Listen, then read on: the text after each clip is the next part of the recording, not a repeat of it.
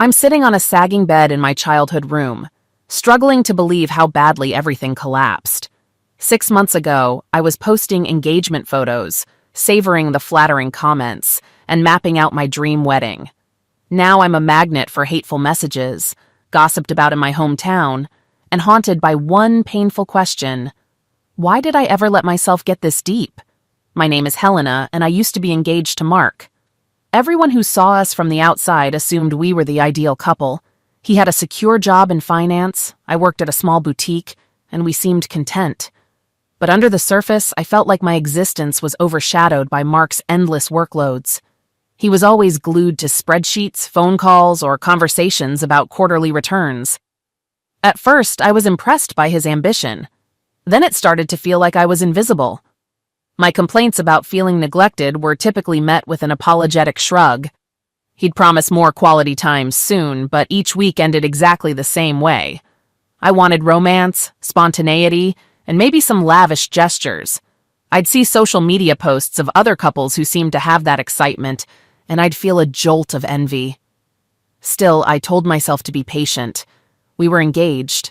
Once we were married, surely we'd find a healthier balance. I clung to that hope, not realizing how easily I could get pulled into someone else's orbit. My downfall truly began when I met Mark's grandfather, George Crawford. George was not Mark's blood relative in this story. He had married into the family much later, yet took on the role of a grandfather figure. He was a wealthy older man with cultivated charm. He wasn't feeble despite his age. On the contrary, he radiated a kind of confidence I'd never seen before. Mark's relatives hinted that George was demanding, known for overshadowing others. I didn't care. When I first encountered him at a family dinner, he gave me that sense of attention I yearned for. He complimented my hair, my style, my manner of speaking. Mark was too busy checking emails to notice how much George was flirting. Looking back, it was silly to feel flattered just because an older man with money took an interest in me. But at the time, I was starved for recognition. Even Mark's parents, who were also there, barely acknowledged me. George asked about my goals, my thoughts on the upcoming wedding, and teased me gently about the stress of planning everything. I remember laughing in relief that somebody cared about my day-to-day drama. The next week, I was surprised to receive a message from George. He had gotten my number from some family contact list. It was harmless at first, a friendly inquiry into how I was coping with wedding stress. One message became a string of them, and each time he'd slip in compliments that made me glow. He said I had unrealized potential, that I deserved better than a fiancé who was too distracted to even notice my struggles. I kept telling myself it was innocent, he was only being nice. But a tiny spark inside me enjoyed the attention more than it should have. Our messages turned into occasional lunches, which felt oddly exhilarating. He'd pick places Mark never took me. I still told myself it was friendly. Then, at one of those friendly lunches, George slid a small gift box across the table, insisting I open it. Inside was a slim, shimmering bracelet. I gasped, urging him to take it back, but he said it was no big deal. "Just a token," he told me. I wore it for a moment, heart pounding, imagining Mark's face if he saw it. My conscience flared, but George's insistence calmed me. "Don't mention this to Mark," he said lightly. "He's too busy for such details anyway." Right there, a boundary was shattered. Several days later, I was wrapping up a stressful shift at the boutique when George texted me, "Dinner? I have a surprise." Mark was stuck at work again, so I agreed. I convinced myself it was better than sitting home alone, waiting for my fiancé to respond to my messages. That evening, George took me to a restaurant that had white tablecloths, dim lighting, and an air of exclusivity. The staff greeted him with respectful nods. My heart raced with excitement. Nobody had ever treated me that way. Then, halfway through dinner, he reached for my hand, gave a mild sigh, and told me I was mesmerizing. My cheeks burned. Yet I felt a twisted sense of relief. I wasn't invisible here. By the end of that dinner, we shared a long conversation that cut through every bit of caution I had. He confided his dissatisfaction with Mark's limited imagination. He joked that Mark was a loser for letting me slip away on these dinners unchallenged. I found myself half laughing, half cringing. but I didn't stop him. My silence basically endorsed his view. Later, in the car, he leaned over, cupped my face, and I let him kiss me. My mind screamed this was wrong, but my craving for attention shouted louder. Mark was the one ignoring me, right? This was his fault as much as mine, I rationalized. From that point on, George and I developed a strange routine of stolen meetups. He often showered me with gifts, jewelry, fancy perfume, an expensive handbag that I hid under my bed. Every time I considered refusing, he brushed it off as trivial. "I have more than I need," he'd say. "Let me spoil someone who appreciates it." He also ridiculed Mark regularly, calling him a dull fiancé, joking that I deserved a real man. Even though part of me felt uneasy, I let myself laugh along. I still had no intention of calling off the wedding. In fact, I kept telling myself, it's just a fling. Once I'm actually married, I'll settle down. No more messing around. Maybe I was naive. Maybe I was arrogant. I believed I could control the situation, that nobody would find out, and that Mark's inattentiveness gave me the right to a last adventure. It got riskier. We'd sometimes meet at hotels where he'd discreetly book a suite or say it was for business. I'd slip away after work, making up excuses about meeting friends. Each time I felt a guilty thrill. Then, during one of those encounters, I noticed George rummaging in his bag for some pills.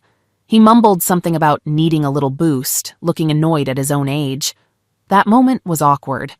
I stood by the bed half-dressed, uncertain whether to stay. He insisted we just wait a few minutes. I remember thinking, this is so weird. But I stayed anyway, longing for that sense of validation he gave me. Afterwards, I felt unsettled, yet also frustrated. It wasn't exactly the smooth, passionate scenario I daydreamed about. It felt forced at times, and I quietly complained in my head that George's tool, as he himself called it, didn't always cooperate. It created this strange comedic air when I had to wait around for his pills to kick in. I'd think, is this what I risk my relationship for? But he would smooth it over with lavish praise, expensive dinners, and the notion that Mark took me for granted. More than once I told myself that each rendezvous would be the last. Then I'd see George's name flash on my phone and I'd let him sway me. My justification was always the same. Mark neglected me, so he essentially pushed me into someone else's arms. If he truly cared, wouldn't he notice my new designer handbag or unusual schedule? Ironically, Mark started acting more attentive a few weeks before the wedding. Maybe he sensed something was off. He asked if I wanted him to spend a whole Saturday visiting floral shops. But I found him insincere. I was already used to George's brand of attention, gifts, and compliments. Mark felt like an afterthought. I kept telling him it was too late to start caring. All along, I had no clue that Mark had discovered everything. The night my life fell apart, Mark claimed he had some urgent work trip. He left early in the morning, telling me he'd see me in 2 days. I didn't find it suspicious. Once alone, I thought I'd just watch cheesy shows and text George. Around dinner time, I came home from running errands to discover the apartment in disarray. Certain items were missing. Mark's gaming console, a few personal boxes, and I saw a cluster of objects on the kitchen table, an envelope, a flash drive, a printed photo, and a small bottle of those helper pills George used. My heart started pounding. Why would Mark leave these items here? I picked up the photo first. It showed me in a dimly lit parking lot, leaning against George's car, arms wrapped around him. The angle suggested a sneaky photographer capturing us from a distance. Cold panic settled in. I snatched the envelope next. Inside was a single note. "Check the flash drive. Then go online and see how I've introduced you to the world. Hope the pills amuse you. Bye." Trembling, I raced to my laptop and plugged in the flash drive. A folder appeared. There were multiple videos, each with different timestamps. I clicked on one, and a shaky clip started playing. It was me at some deserted parking area, leaning into the passenger side of George's shiny car, obviously doing something intimate. The visuals were fuzzy, but definitely damning. I gasped, slamming the laptop shut. My mind reeled. Mark must have hired someone to follow me, or he did it himself. I felt sick. Against my better judgment, I launched my web browser and visited the link Mark mentioned. It was a post on a gossip subreddit with a harsh title referencing me by my personal nickname. The text read something like, "My fiancé hooking up with an older family member, caught on camera." A short clip was embedded, featuring part of the footage I'd just seen. Hundreds of comments piled up, mocking me, calling me names, speculating about my motives. Some even recognized the pill bottle in the corner of one screenshot, making jokes about how old my secret partner must be. I was mortified. Within an hour, my phone blew up with notifications.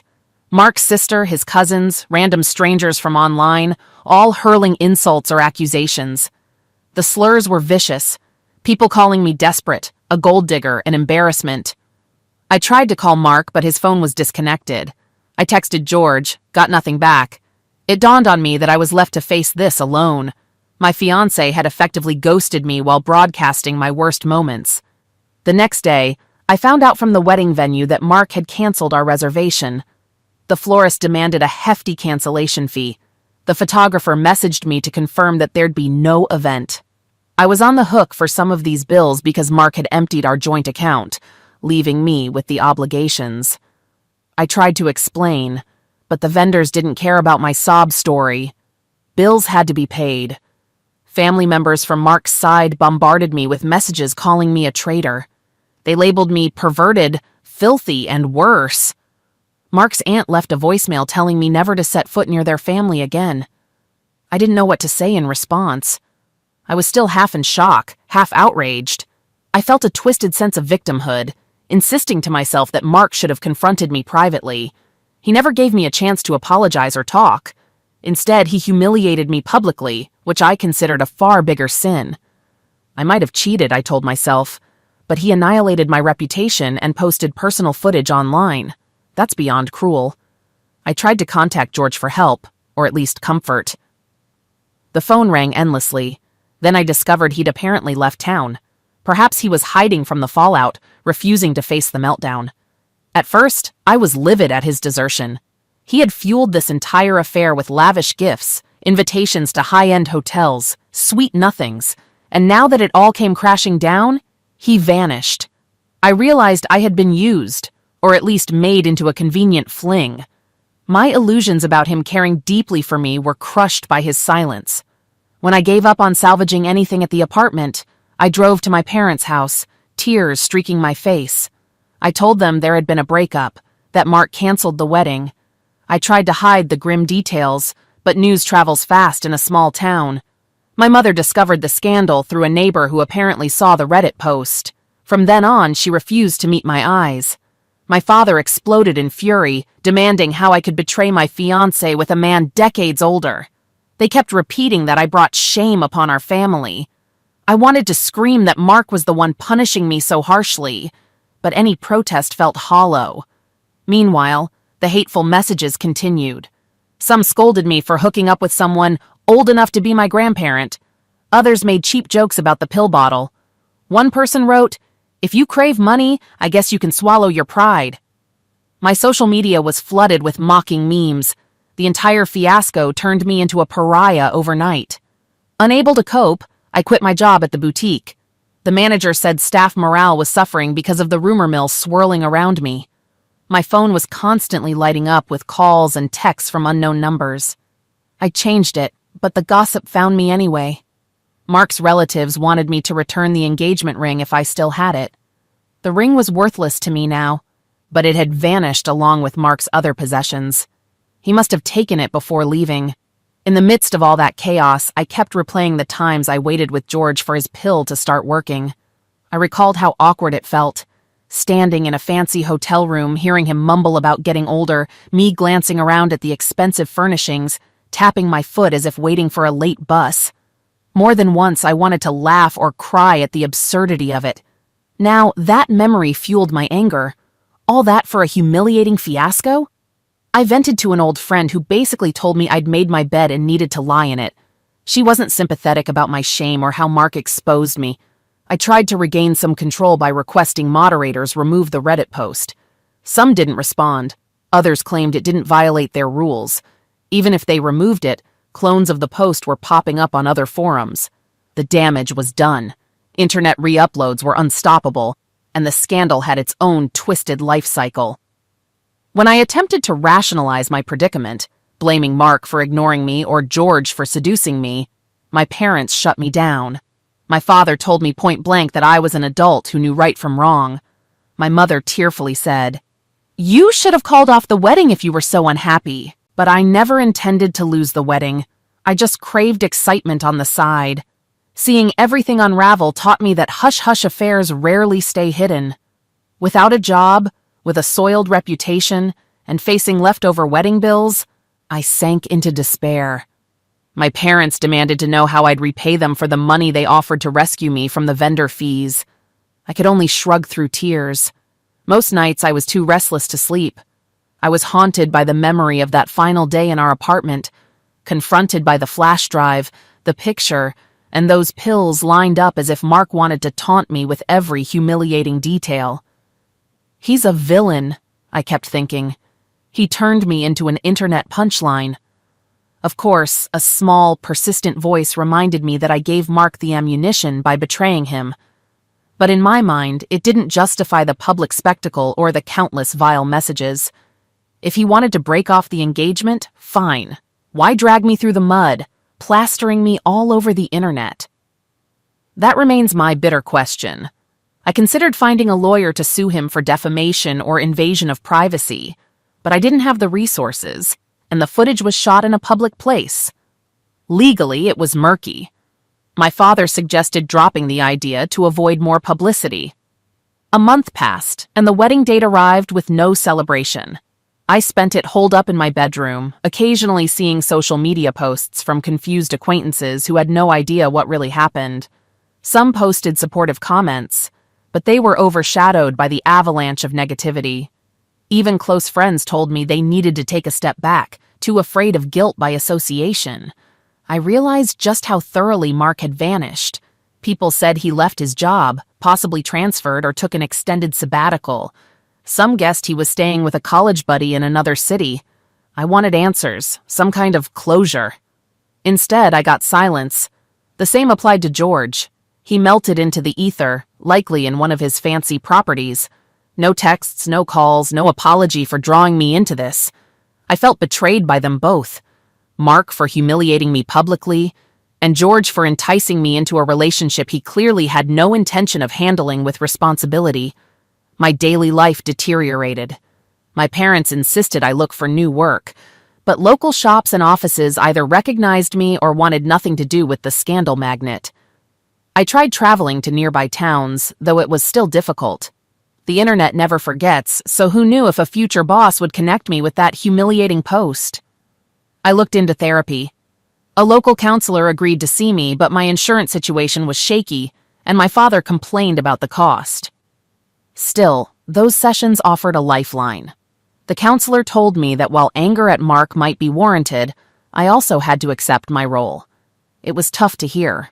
I wanted to pin everything on Mark's digital vendetta and George's cunning.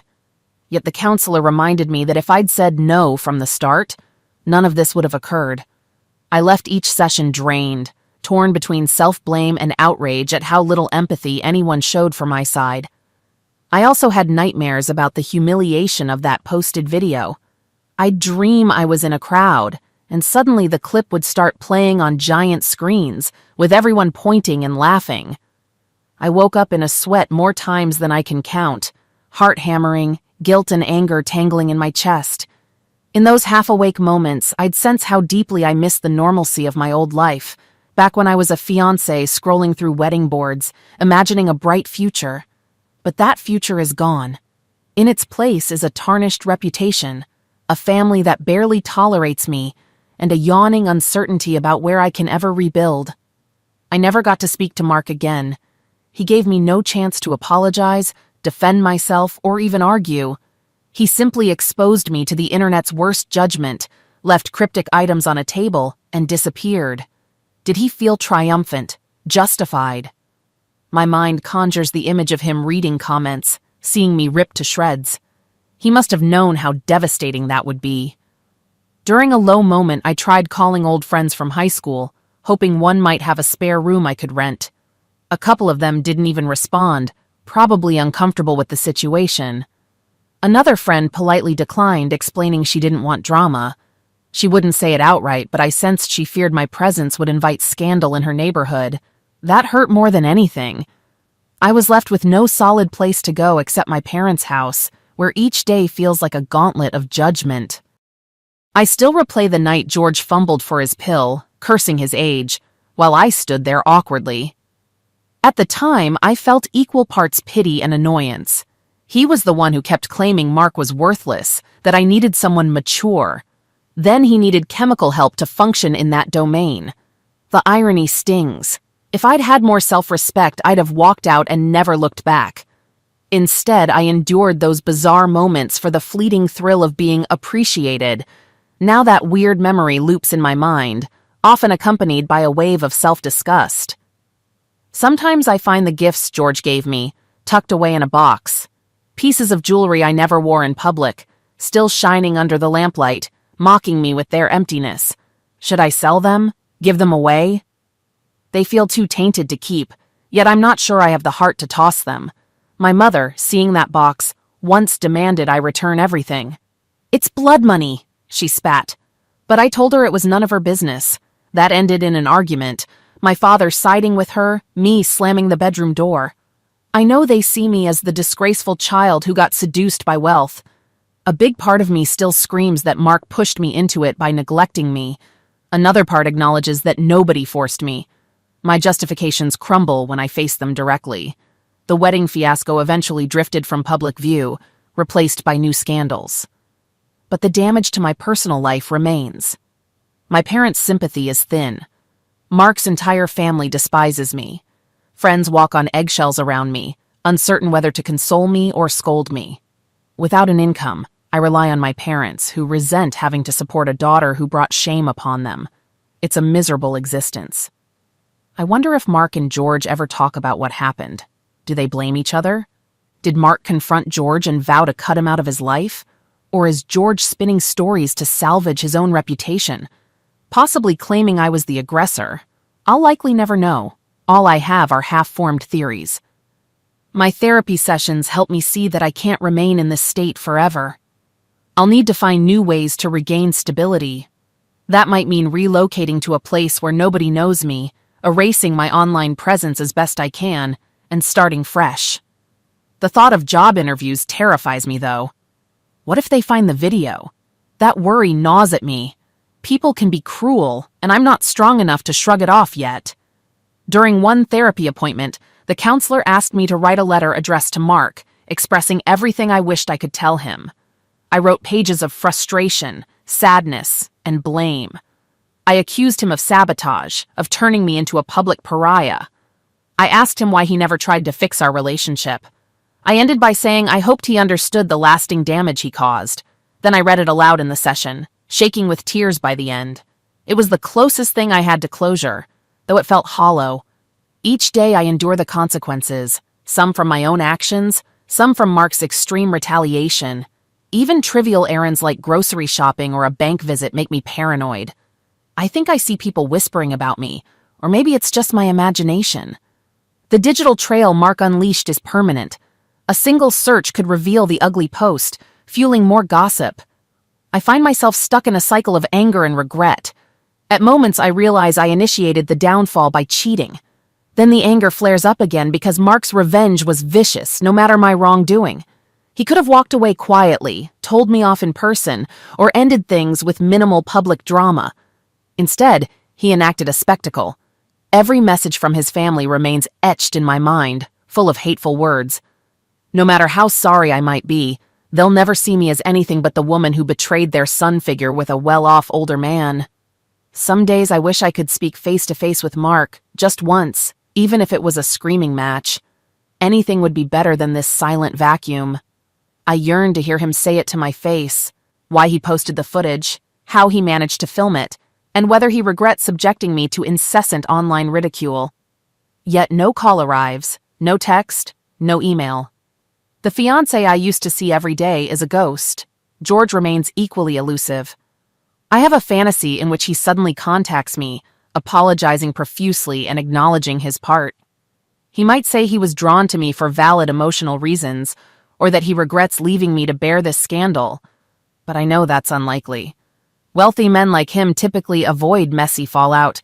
He's probably in a different city, continuing life as if I never existed. Sometimes I pull out the wedding invitation we had printed, reading the scripted words about celebrating a lifelong commitment. It feels surreal now. That entire plan was a mirage. I was so busy enjoying the excitement of an affair that I never realized the magnitude of my decisions. And Mark was evidently busy planning his exit strategy. The invitation belongs to a parallel universe where we might have learned how to communicate. Instead, I'm left with nightmares and regrets. At this point, I'm resigned to leaving my hometown. Rumors and scorn trail me too closely here. My parents have made it clear they don't want me staying indefinitely. I've begun searching for job opportunities in distant areas, though the question of references looms. The manager at the boutique told me to sort out personal issues first. That's hardly an endorsement. But I'm determined to do something. My father says I'd better be gone within a couple months because this living arrangement helps nobody. My mother won't even hug me goodbye. She's as wounded by the shame as I am. I'm sure to outsiders I sound self-pitying. Some might say I had it coming. Yet I still hold to the idea that two men manipulated me, Mark by ignoring me until he found a chance to publicly crucify me, and George by exploiting my vulnerability with wealth and flattery. That doesn't excuse me, but it's how I rationalize my situation. I cling to that version of events to keep from drowning in a sea of guilt. I don't want to see myself purely as the villain. Is there a lesson here? Possibly. Don't cheat. Don't rely on sneaky thrills to fill emotional voids. Don't trust an older man who pretends to be a benefactor, because there's always a hidden price. Don't underestimate a partner's capacity for revenge. I'm sure that's what people mean when they say my story serves as a cautionary tale. Too bad that knowledge came too late for me. As I finish recounting this saga, I'm staring at the empty ring box Mark left behind, the lid ajar, a silent testimony to how quickly everything unraveled. Any illusions of a perfect marriage are gone. Any illusions that an affair can remain secret are gone. My future is murky, but I know I can't stay stagnant here rereading nasty comments. So I'll muster the last bit of strength I have, pack a suitcase, and search for a chance to begin anew. Yes, I still blame Mark for how brutally he handled the situation, and I blame George for tempting me, mocking Mark, and then fleeing. But I also know I have to salvage my own life now, with no one swooping in to rescue me. Maybe that's the ultimate penalty for my arrogance. Maybe I'll emerge stronger, or maybe I'll keep struggling for years. For now, I close my eyes and envision the day I'm far away from here, in a town where nobody points at me, where I can walk down the street without feeling like a walking scandal. If I ever see Mark again, I don't know whether I'll lash out or break down in tears. If I ever see George again, I'd probably glare at him, outraged by how easily he dropped me. But I doubt I'll get those moments. The people who shaped this wreckage are gone, and the only person left to face the consequences is me. That's the bitter reality behind my last name turning into an internet punchline.